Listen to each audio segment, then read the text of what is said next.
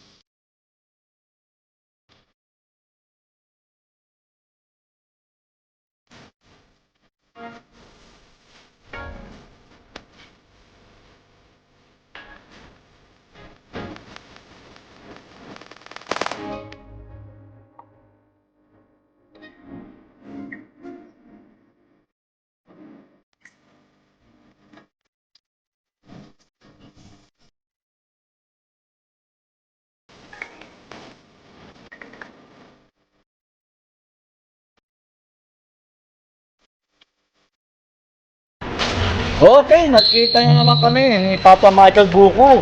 Yan, bagong ahit yan. Hindi pala, pogi pa rin. Bagong trim lang daw. Yun, nandito kami sa mga mundo ng gulong, sa Tire Shop. Ano dala mo? Eh, nakamotor ako syempre. Ako nakakotse dahil Papakapitan na kasi. bibila ako ng mags at gulong. Yun! Diba? Tagbi 100,000, no? Ha? Hindi naman, mga 80 lang. O yun, rock and roll!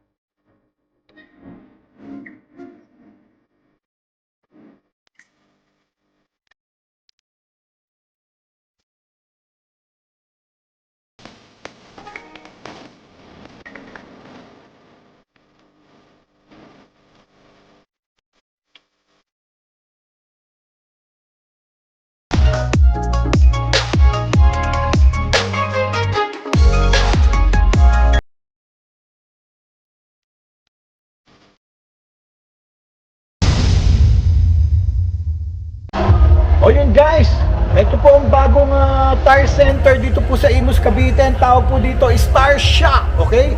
Meron po tayong Dunlop, meron po tayong Toyo Tires. Kung mahilig po kayo sa gulong o mahilig kayo magpagulong-gulong, pumunta na po kayo dito. Marami pong sukat sa inyong mga sasakyan. Kaya okay guys, kita-kita po tayo dito sa may Tire Shop dito po sa Imus, Cavite.